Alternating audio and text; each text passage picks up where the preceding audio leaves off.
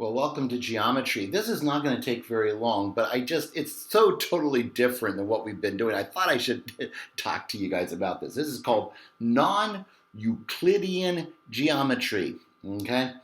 And everything we've done up to this point has been what's called Euclidean geometry. And Euclidean geometries are based on what they call the parallel postulate, which means that parallel lines never meet. And this is basically flat geometry or plane geometry. This is assuming you're dealing with an XY coordinate system that's flat.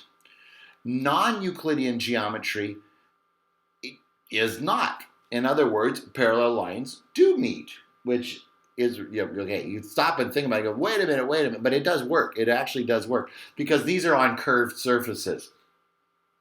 And we're going to be talking about spherical geometry. Now, and of course, obviously the Earth is a sphere, or more or less a sphere. So on Earth, you actually can use these.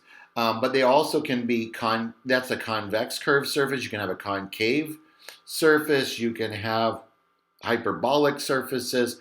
There's all kinds of non-Euclidean geometry. We're only going to deal with spherical geometry. We're not going real deep, but they're introducing you to some really cool stuff if you think about it.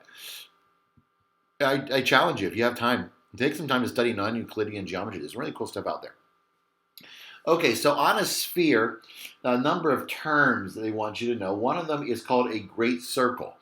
And this is just a circle around the sphere that splits it into two hemispheres. So it has to be, it goes like around the center of the sphere. So it divides it into two hemispheres. An arc or a minor arc is what you have instead of a line. They're because they're not really straight lines. They're curved because they're on a curved surface. So in 3 dimensions, at least, they're curved, even though kind of if you were on the surface, they might be straight. And then we talk about angles. And an angle is where you get two intersecting great circles. It gives you an angle. And you can have triangles because you can have 3 points, and those 3 points can be connected. And so you can have triangles. However, and they have you do an experiment with this. I'm not going to make you do the experiment. If you want to, feel free. But they have you actually, making a globe, getting a globe and measuring and so forth. And if you do that, you will discover that when you measure the 3 angles of a triangle on a sphere and you add up the 3 angles, it will always be greater than 180 degrees. All these years we've emphasized to you, triangles always add up to 180. That's true in Euclidean geometry. I didn't mention this. Euclidean geometry goes back to Euclid. He's a Greek mathematician, so he doesn't have a first name. Euclid. That's who it goes back to. It goes back to the ancient Greeks. So it's very, very old.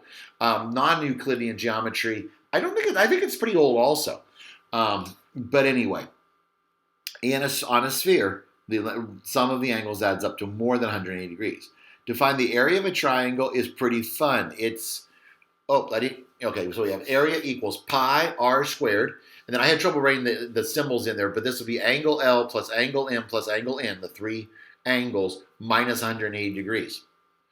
So it's pi r squared, so you got like the area of a circle, minus the angles. Don't ask me to explain how that works because I don't know. They give a little bit of explanation. I'm sure you could go into it. I doubt it. But there's your equation for you for the area of a triangle. As I said, this isn't going to be a long lesson, but it feels a little weird. I just wanted to actually talk through it with you a little bit so that you're not overwhelmed by the weirdness of it. All right, well, have a good day and good luck on your lesson.